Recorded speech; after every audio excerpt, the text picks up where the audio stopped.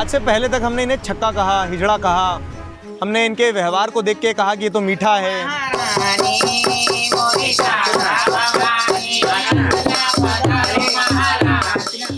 कि अगर वो ट्रैफिक सिग्नल पर खड़े होकर तालियां बजा रहे हैं तो ये उनकी चॉइस नहीं थी, उन्हें कहीं ना कहीं हमने मजबूर किया है। एक दिन उसने मेरे से जो मेरा सेठ था ऑफिस का, उसने सेठ को भड़का दिया, सेठ ने मुझे निकाल दिया। 9th क्लास में बच्चों ने उसके जेनिटल्स देखने के लिए उसकी पैंट उतार दी। मेरे क्लासमेट्स ने मेरी पैंट उतार दी थी बिकॉज क्योंकि उन्हें मेरा जेनिटल, मेरा प्राइवेट पार्ट देखना था कि कौन सा जेनिटल। वहाँ पे भी मैंने देखा कि सेक्सुअल हैरेसमेंट, लोगों को टॉर्चर करना, मेंटली टॉर्चर करना, कपड़े फाड़ देना, ऐसी चीजें होती थी। बाहर का गुस्सा, जैसे जबरदस्ती करना, एकदम गलत तरह से सेक्स करना वगैरह। कभी ऐसा भी हुआ मारपीट वगैरह? मारते हैं। हम बता ही नहीं सकते हमारा रेप हुआ है, हम बोलेंगे हमारा रेप हुआ है, सामने वाला हंसता है, इसका कैसा रेप हो सकता है?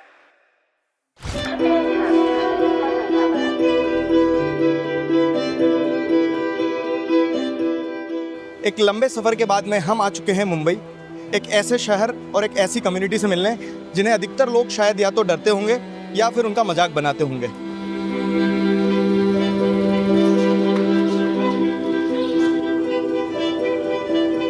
और उनका ये कहना रहता है पढ़ के हमको क्या मिले, शायद हमको ताली ही बजाना है, फ्यूचर क्या है हमारा। तो ये है ना, मेरा काफी है, मेरा अस्तित्व काफी है मेरे लिए। मेरा अस्तित्व, आप बजाओ।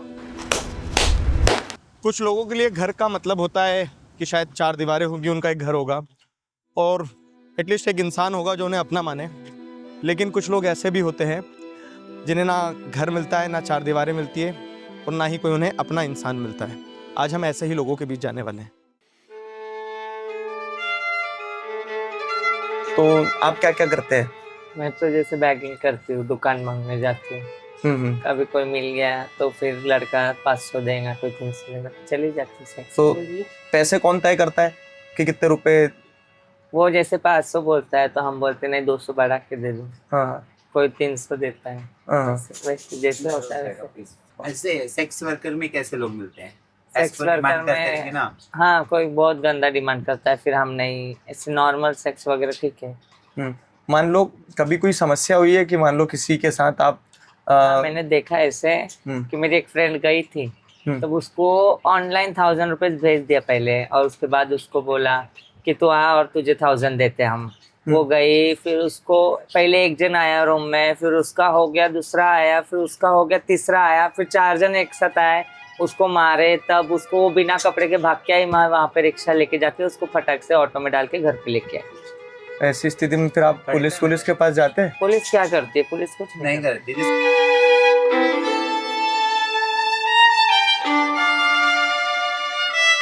मतलब जैसे जब कोई पहली बार आता है तो उसका पहला दिन कैसा रहता है? मतलब आप लोग कैसे वेलकम करते हो?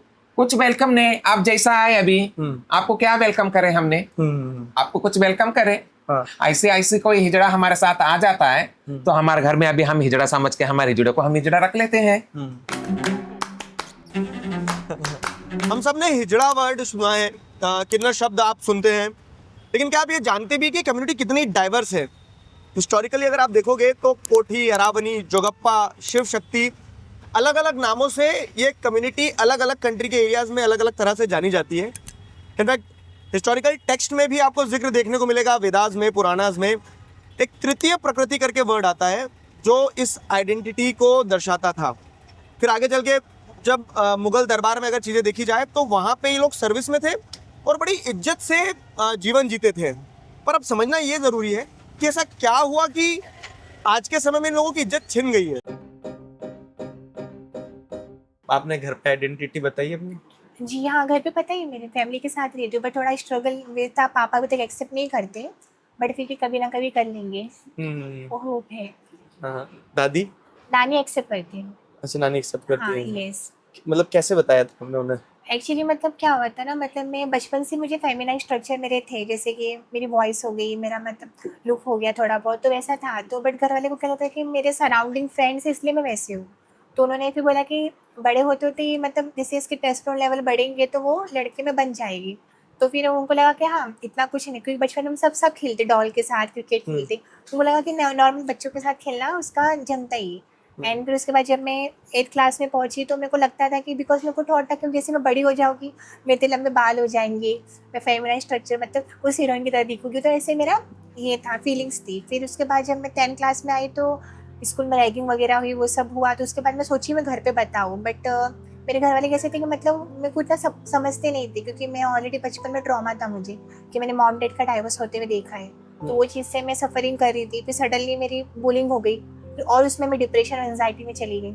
कैसे बुलिंग मतलब लाइक मेरे क्लासमेट्स ने मेरे पैंट उतार दी थी, मतलब मेरे पीटी के पीरियड में, बिकॉज क्योंकि उन्होंने मेरा जेनाइटल, मेरा प्राइवेट पार्ट देखना था कि कौन सा है करके, तो उसकी वजह से, तो उसके बाद मैं बहुत डर गई थी, तो उसके बाद मैं स्कूल जाना ही छोड़ दी थी।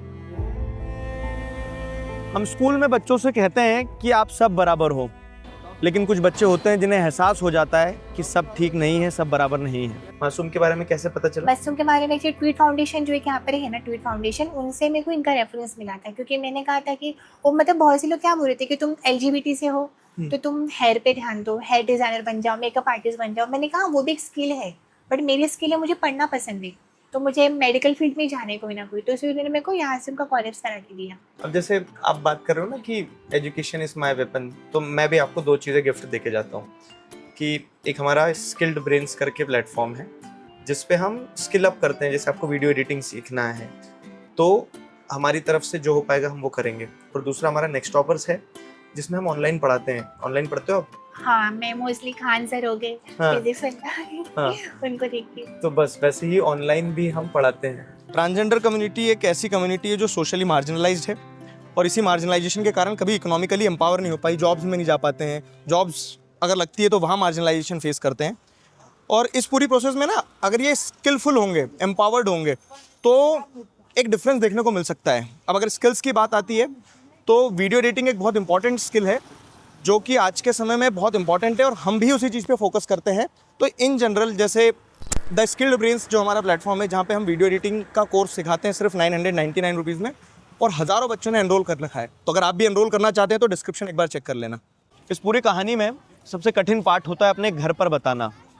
कुछ फैमिली समझने की कोशिश करती है और कुछ फैमिली सीधे रिश्ता ही तोड़ देती है। अब एक बार जब एक व्यक्ति अपने घर से निकल आता है तो कठिनाई और बढ़ जाती है कि कभी वो लौट कर वापस भी नहीं जा पाता है। तो मेरे पापा शराब पी के आते थे, मेरे को मारते थे। फिर तो बोलता था कि बाजू के लोग मेरे को बोलते कि तू छक्का है, तेरा बेटा किन्नर है, वो पायले चाहे करता है, सब ऐसा बोलते थे।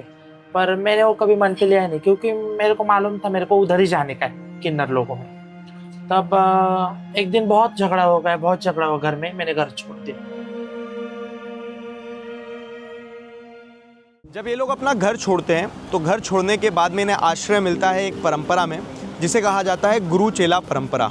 मुंबई में 54% ट्रांस वुमेन अपने गुरुओं के साथ रहते हैं और ये गुरु अपने चेले को आश्रय देते हैं, रोटी देते हैं, मकान देते हैं, छत देते हैं और एक परिवार देते हैं। यहीं पे रहते हैं सारे, आपके साथ ही रहते हैं, आप ध्यान रखते हैं आसपास में हाँ। अब जैसे ये कॉलोनी में हम देख रहे हैं और भी लोग हैं जो ट्रांसजेंडर नहीं है, वो भी रह रहे हैं, तो वो लोग कभी ऑब्जेक्शन नहीं उठाते हैं? उठाते हैं, पर क्या करेंगे, हमको तो रहना ही ना। हम कहाँ जाएंगे बार बार चेंज करते। ये घर आपका खुद का बनाया है किराए पे? किराए पे। किराए पे। तो कभी जैसे अब जो मकान मालिक है उन्होंने ऐसा नहीं बोला कि ट्रांसजेंडर हैं तो हम नहीं देंगे? नहीं, जो मकान मालिक है ना, अच्छा है वो, उन्होंने कभी नहीं बोला। मुझे यहाँ पे 5 साल हो गए। हाँ। कभी नहीं बोला। लेकिन एरिया में कुछ लोग अच्छे और कुछ लोग रहते हैं ना जो बोलते हैं ये लोग नहीं चाहिए इधर। हाँ। बोलते हैं तो बहुत लोग, लेकिन अब सब चलना पड़ता है सुन के। हाँ। अभी सब एक जैसे नहीं है ना। ये चारों हिंदू है, हम चारों मुस्लिम है। हाँ, ये 5 हिंदू है। हाँ, ये एक क्रिश्चियन है, ये बाइबल पढ़ता है, चर्च को जाता है, ये मुस्लिम। हमारे में क्या भेदभाव है? हमारे में क्या भेदभाव है बताओ? हमारे में कोई भेदभाव नहीं।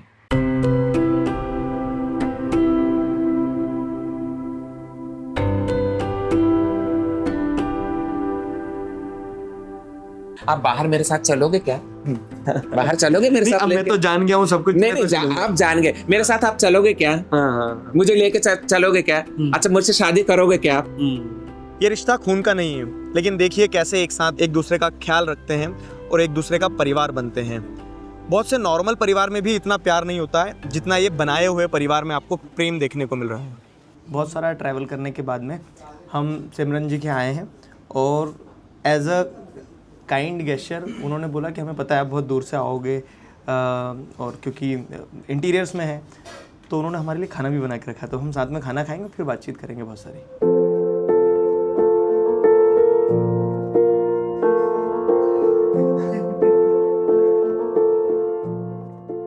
आप भी बैठिए। नाश्ता है नहीं तो आप नहीं खाओगे क्या हमारे साथ? नहीं मैं नहीं खा सकती। अरे साथ में बैठ के बातें करेंगे आप ना? बातें कर सकते हाँ यहीं बैठिए आप प्लीज, वो बैठ जाएंगे उधर वो लोग। आप यहाँ पे कौन कौन रहते हो? मैं अकेली रहती हूँ, बच्चे वो लोग वहाँ आसपास में रहते हैं। मतलब आपके सारे चेले यहीं आसपास है आपके? हाँ आसपास रहते हैं, कुछ दूर भी रहते हैं। तो मतलब आपका जन्म इधर उल्लासनगर में हुआ? नहीं, अंबरनाथ अंबरनाथ एक ट्रेन चलती ना? नहीं, अंबरनाथ, हाँ अंबरनाथ ट्रेन ना, अगला स्टॉप अंबरनाथ। हाँ। अगर आपको उल्लासनगर आना है मुंबई से तो आपको कर्जत बदलापुर अंबरनाथ ट्रेन पकड़ना होगा, तो वो स्टॉप इसके यहाँ का उल्लासनगर। ये आम की चटनी तो बहुत बढ़िया है ना। मेरे गुरु के हम दो चेले यहाँ रहते हैं, एक वहाँ पे एक उस साइड पे। तो सबके चेले, आजकल सबको प्राइवेसी की जरूरत है। मतलब जो चेले हैं वो भी गुरु हैं किसी चेले के? हाँ चेले चलते रहते थे, पापा का बेटा का बेटा का बेटा। आपके गुरु कोई और? हाँ, और आप इनके गुरु? हाँ, सब चीज़ों से मदद करते हैं, गाइडलाइंस करते हैं, और अगर कुछ प्रॉब्लम है वो सॉल्व करना है, कुछ बातें डिस्कस करनी है जिसमें, तो मदद करते हैं। और एक ऐसा होता है कम्युनिटी में, किन्नर समुदाय में गुरु होना बहुत ज़रूरी है, तो उसके अनुसार ही वो काम करते हैं। तो जैसे कि बाहर जो लोग हैं उन्हें ट्रांसजेंडर अगर समझाना हो तो कैसे समझाएंगे? जैसे मैं बताती हूँ, हर शब्द का एक अर्थ होता है। हम ये जिंदगी तब से जी रहे, मैंने जब आँख खोला तब नालसा जजमेंट भी नहीं था, कोई रूल्स और रेगुलेशन, कोई कानून नहीं था, थर्ड जेंडर भी वर्ड नहीं था। बहुत लोकल शब्द होते थे, लोग बुल्ली करते थे, चिल्लाते थे, चिढ़ाते थे, छक्का, हिजड़ा वगैरह वगैरह, फलाना। मैं हिजड़ा शब्द को भी गाली नहीं मानती हूँ, सारे शब्दों का एक अर्थ होता है। तो ट्रांसजेंडर का भी अर्थ होता है एक जेंडर से दूसरे जेंडर में आना, उसको हम ट्रांसजेंडर, हर शब्द का जब अर्थ होता है। तो बट किन्नर समुदाय की संस्कृति कैसा होता है, किन्नर एक ये क्या समुदाय है, एक बोलते जैसे ना कोई भी संप्रदाय है, वो संप्रदाय जो उसको फॉलो करते हैं, उसके रूल और रेगुलेशन को, वही किन्नर कहलाते हैं। अच्छा। हाँ, हर ट्रांसजेंडर ऐसा नहीं हो सकता कि किन्नर हो। अच्छा। हाँ, किन्नर यानी किन्नरों का मीन्स ये होता है, देखो एक शब्दों में देखा जाएगा तो किन्नर का मतलब होता है कैसा नर, जो नर होते हुए भी नर नहीं है। अच्छा। हाँ, और हमारा हिजड़ा संप्रदाय, किन्नर संप्रदाय ऐसा है जिसमें हम जो वो रूल्स रेगुलेशन फॉलो करते हैं, हम उस संप्रदाय से जुड़ जाते हैं। आपने स्कूलिंग वगैरह कहाँ तक की है? मैं 9th तक ही पढ़ी हूँ, ज़्यादा नहीं पढ़ी हूँ। फिर क्या हुआ? फिर ऐसे ही जैसे होता है हर ट्रांसजेंडर बच्चों के साथ, तो होता ही रहता है। अब वो अगर हमारे हावा में थोड़ा बदला, जैसे लोगों की मानसिकता बनी हुई है कि बाबा हम बोलते पुरुषवादी प्रत्य सत्तात्मक है, पर ऐसा नहीं कि हर जगह ऐसा नहीं, लोगों को समझने और ये शक्ति है। लोग थोड़े से में भी लोग जज करते हैं। आप क्या कर रहे हो, आप खाना नहीं बना रहे हो अच्छे से, आप घर में अच्छे से रह रहे हो, आप बाहर जा रहे हो, रात को बाहर 12 बजे बाहर है, आप 1 बजे आप जॉब पे जा रहे हो, उससे कोई फर्क नहीं, आप कैरेक्टरलेस हो, है ना। आपका हाव अच्छा नहीं, आपका बोलने का तरीका अच्छा नहीं, अगर आप थोड़े औरतों के जैसे बोलते हैं उसको भी टैग लगा देते हैं। लोग सब शब्दों की व्याख्या नहीं समझते, लोग ये नहीं समझते। तो ये वैसा ही हमारे मेरे साथ भी या कुछ भी लोगों के साथ होता है कि हम टॉर्चर होता था या तकलीफ देते थे, हाँ, बोलने के तरीके पे, चलने के तरीके पे, तो फिर उसके वजह से हमको पढ़ाई छोड़नी पड़ी। फिर आपने जैसे 9th के बाद पढ़ाई छोड़ दी, फिर क्या किया? फिर मैंने मम्मी घर पे थी, पापा ने पढ़ाई छुड़वा दी, क्योंकि पापा इंटरेस्टेड ही नहीं थे, क्योंकि ना वो इंटरेस्टेड नहीं थे कि ट्रांसजेंडर, क्योंकि कहीं ना कोई बोलता नहीं है डायरेक्टली। घर में भी मम्मी पापा ऐसा थोड़ी ना बोलेंगे कि तुमको ये प्रॉब्लम है, ये वो प्रॉब्लम। पापा कहते हैं टॉर्चर करना, भाई को टॉर्चर करना, ये ना कुछ भी ऐसा तकलीफ या नहीं, और उन लोग के ऊपर भी बीत सकती। मैंने अभी मेरा भी एक पॉडकास्ट रिलीज होगा शाम को, मुझे ऐसा लगता है जब मेरा नॉवेल उठाओगे पढ़ेगा कोई उसमें, तो उसमें आएगा कि परिवार ने हमको समझ के नहीं लिया, है ना, फैमिली ने हमको समझ के। पर अब मेरी थोड़ी थिंकिंग चेंज हो रही है कि परिवार को मुझसे भी ज्यादा टॉर्चर झेलना होगा।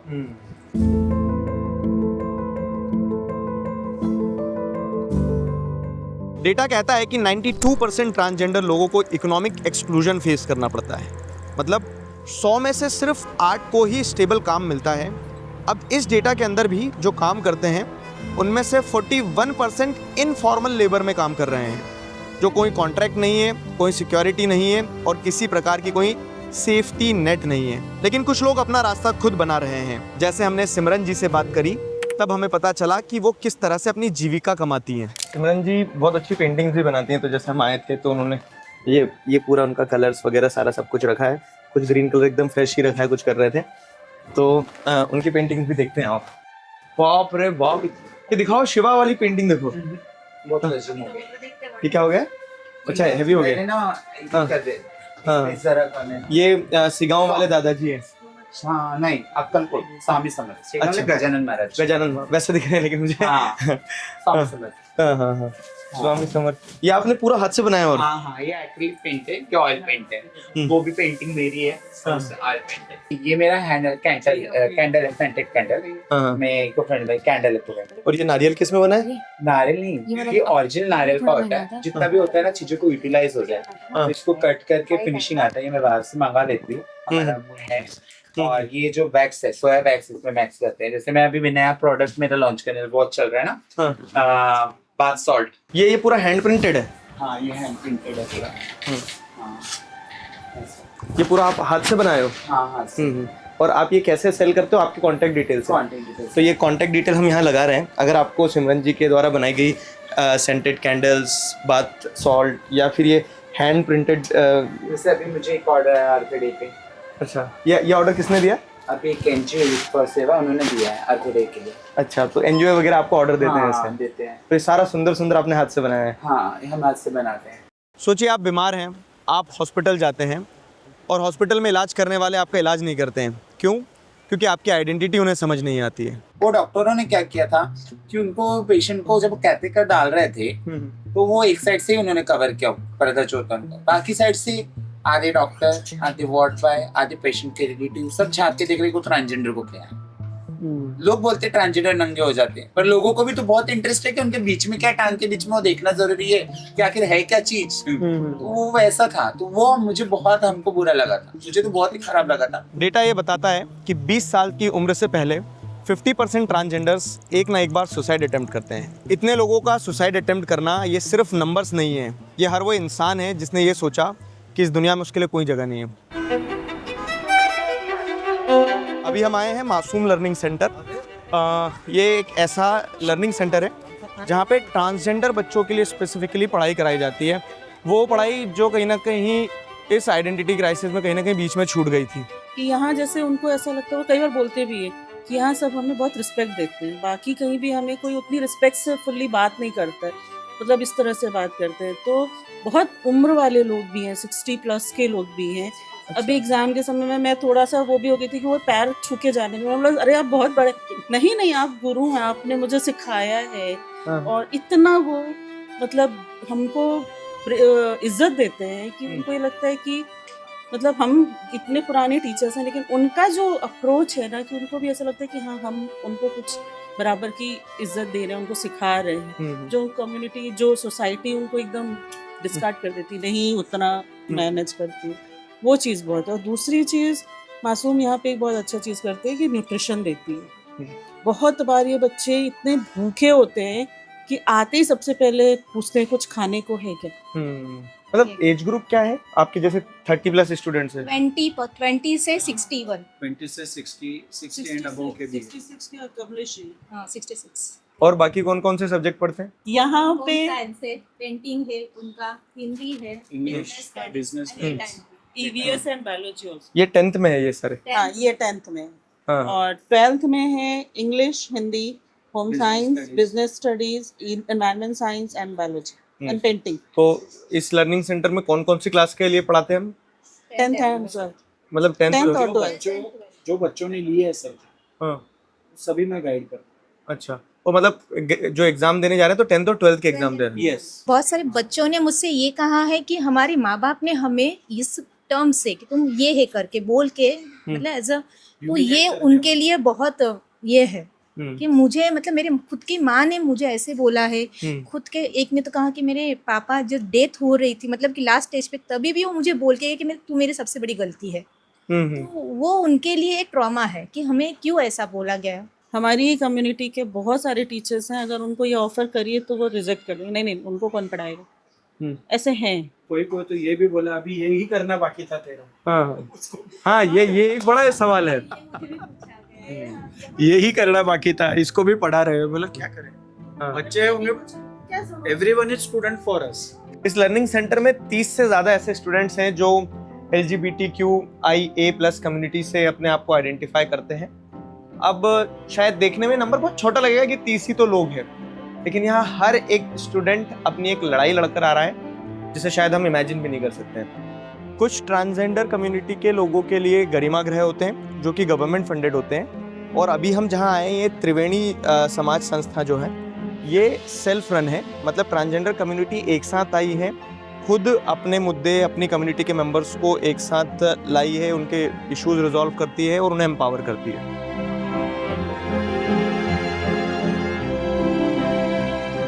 आप लोगों की संस्था ने बच्चों को अडॉप्ट किया है? किया है ना, बहुत। अभी नीचे बताया ना गुरुजी ने। मैं 2008 में एक छोटे से 3 दिन का लड़का लिया मैंने। अच्छा। बच्चा, एकदम गरीब बच्चा लिया, 3 दिन का छोटा से इतना सा बच्चा लिया। आज मेरा बच्चा inter second year international school में पढ़ रहा है। अच्छा। हाँ। कहाँ मिला था वो बच्चा आपको? मेरे को ही ना एकदम विरार के अंदर अन्नापाड़े के अंदर झोपड़पट्टी में ऐसी बारिश के अंदर, तो मेरे चेली लोग बोले थे अम्मा वो लोग बहुत गरीब है, बोले पाल नहीं पाते, ये नहीं कर पाते, तो उसके वजह से वो बच्चे को लिया हूँ। आज मेरा बच्चा 12वीं पढ़ रहा है, इंटरनेशनल स्कूल में पढ़ रहा है। और मेरे मैडम ने एक लड़की ली है, कितने साल की है मैडम? अब 2 साल की है, अभी बर्थडे बनाई है। अभी एक लड़की को लेके ये मैडम भी पाल रही है। ऐसा हमारा टीजी बहन का ही हम ये नहीं देख रहे, कोई गौर गरीब रहते हैं ना बच्चे लोग को, हम उनको भी लेके हम पाल रहे हैं। क्या नाम है आपका?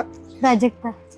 तो आप जैसे सभी दीदियों के साथ में काम करते हो, तो कोई अभी ऐसा बोलता नहीं कि आप इनके यहाँ काम क्यों करते हो, और आपको कैसा लगता है? नहीं, मुझे अच्छे लगते हैं। ये लोग अच्छे हैं? हाँ, बहुत अच्छे हैं। लेकिन बाहर समाज में जो लोग ऐसा डर रहता है नहीं, खूब चांगले है, बहुत अच्छा। आपके कितने बच्चे हैं? एक ही बच्चे। कभी वो मिले हैं? हाँ, खेलने मेरे घर पे खेलता था बच्चा इनका। अभी बाहर गया। हाँ। तो ऐसे जो लोग डराते हैं कि छोटे बच्चों को पकड़ के ले जाते हैं। नहीं, कुछ भी नहीं, नहीं वो खेलता है इधर बैठता है। अभी सब इसलिए अपने को देख के लोग बोलते नहीं कहे बच्चे देख बच्चे लेके जाएंगे, बोले मस्ती करा बच्चे तो भाई आंटी उठा के लेके चली जाएगी। नहीं, ऐसा कोई भी नहीं। अभी तक आपने देखा कि ये लोग कैसे जीते हैं, इनका जीवन कैसा है, लेकिन अब मैं आपको एक बात बताने वाला हूँ जिसके बाद सारी चीजें बदल जाएगी। हाँ, बिल के बारे में क्या कहना है आपको? हमारे को बिल के बारे में हमें यही करना है, तो वो बिल है ना सख्त गलत है। कैसे सख्त गलत? कैसा है, अभी मेरा उम्र 55 साल है, मेरा लिंग परिवर्तन होके मेरा 40 साल हो रहा है, 40 साल 42 ईयर्स हो रहा है मेरा लिंग परिवर्तन होके। अभी मुझे डॉक्टर आके मुझे मेरा क्या चेक करेगा, आप बताइए। मार्च 2026 में transgender person amendment bill pass हुआ। ये वॉइस वोट से बिल पास हुआ, प्रेसिडेंट का एसेंट भी मिला और अब ये लॉ है। इस लॉ के बनने से पहले तक आप अपनी आइडेंटिटी खुद डिक्लेयर कर सकते थे, लेकिन अब एक मेडिकल बोर्ड बनेगा और ये मेडिकल बोर्ड आइडेंटिफाई करेगा कि आपकी आइडेंटिटी क्या है। अभी सपोज ये मेरे साथ रहता है, ये लिंग परिवर्तन कर लेता है, ये अपना आप जाके लिंग परिवर्तन कर लेता है। अभी इसके साथ मेरे साथ इसका कोई दुश्मनी रहेगी, अभी ये जाके कंप्लेंट देगा मेरे नाम पे, मेरे गुरु ने मेरा लिंग परिवर्तन करा, तो मुझे सजा। अच्छा, मुझे सजा, मुझे हरसमेंट, मुझे सजा, 3 लाख रुपए जरिमाना और जीवित पूरा साल के से सजा। मतलब आपको लगता है कि इसका गलत इस्तेमाल? ये गलत है। और दूसरा हो गया, एक मेजर इशू ये है, जैसे हमने बहुत सारे ट्रांसजेंडर से बात करी, तो उन लोगों का ये कहना है कि जो नया ट्रांसजेंडर बिल है उसमें एक मेडिकल बोर्ड बनाने की बात करिए, और पहले ट्रांसजेंडर खुद सेल्फ डिक्लेयर करते थे कि वो ट्रांसजेंडर है। अभी मेडिकल बोर्ड जो है वो डिसाइड करेगा ये ट्रांसजेंडर है या नहीं है। उसमें मतलब आपके अकॉर्डिंगली ट्रांसजेंडर डॉक्टर होना चाहिए, नहीं होना चाहिए? नहीं, अगर वो क्वालिफाइड है तो बिल्कुल होना चाहिए। तो वो उनके पर्सपेक्टिव को बता पाएगा, क्योंकि ये एक बोर्ड होगा जिसमें बहुत सारे स्पेशलिटीज होंगी, सिर्फ एक स्पेशलिटी के लिए तो बोर्ड नहीं बन सकता। जैसे साइकेट्रिस्ट हो गया, है ना, साइकोलॉजिस्ट हो गया, एंडोक्राइनोलॉजिस्ट हो गया, फिर आपका स्पीच थेरेपिस्ट हो गया, प्लास्टिक सर्जन हो गया, ये पूरा मिला के पूरा एक बोर्ड बनेगा, जिसमें अगर इसमें से भी कोई भी एक उसमें ट्रांसजेंडर कोई है तो वेरी गुड, साइकोलॉजिस्ट तो maybe we can get someone in the board who is a transgender. Amendment bill में कुछ चेंजेस ऐसे हैं जिसके चलते जो गुरु चेला पद्धति हमने देखी, जहाँ पे बिखरा हुआ परिवार एक छत पा लेता था, उन एक्टिविटीज़ को सर्टेन स्पेसिफिक कंडीशंस में क्रिमिनल डिक्लेयर कर दिया गया है और जिसे लेकर किन्नर समाज असमंजस में है। आज का दिन हमारा समाप्त होने वाला है। हम बहुत सारे लोगों से मिले, हम उनके घरों में गए, लर्निंग सेंटर्स में गए, गुरु से बात करी, चेले से बात करी, सिग्नल पर ताली बजाने वाले ट्रांसजेंडर से भी बात करी, सेक्स वर्क में जो काम कर रहे थे उनसे भी बात करी, उन लोगों से भी बात करी जो एम्पावर्ड थे, जो पढ़ रहे हैं। बहुत दुख हुआ, मतलब पीड़ा भी हुई, गुस्सा भी आया, सिस्टम पर गुस्सा आया, खुद पर गुस्सा आया कि हम एक समाज के तौर पर शायद चीज़ें कभी समझ ही नहीं पाए। इस पूरे वीडियो को बनाते समय, लोगों से बात करते समय मेरा अपना खुद का पर्सपेक्टिव बहुत ज़्यादा बदला, लेकिन हर व्यक्ति के अंदर मैंने एक चीज़ देखी, वो ये थी कि कोई भी समुद्र की लहर की तरह रुकना नहीं चाहता है। वो पढ़ रहे हैं, शायद पहली बार पढ़ रहे होंगे, वो काम कर रहे हैं, वो ब्यूटी पार्लर का कोर्स सीख रहे हैं, वो अपने हैंडमेड प्रोडक्ट्स बना रहे हैं, अपना खुद का बिजनेस बनाना चाहते हैं। क्यों?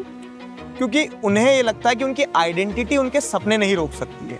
आप इस वीडियो को हर उस व्यक्ति के साथ ज़रूर शेयर कीजिएगा जिसने शायद कभी जाने अनजाने में ट्रांसजेंडर्स को समझने में गलती करी हो, उन्हें अपशब्द कहे हो, उन्हें अपने से अलग माना हो। आपने इस वीडियो में देखा कि कैसे वो भी एक इंसान है और वो सिर्फ एक इंसान वाला व्यवहार हम सब से चाहते हैं ताकि हम एक बेहतर समाज बना पाएँ। आपके क्या ओपिनियंस हैं? कमेंट्स में ज़रूर बताइए और इस वीडियो को ज़्यादा से ज़्यादा लोगों तक शेयर कीजिए।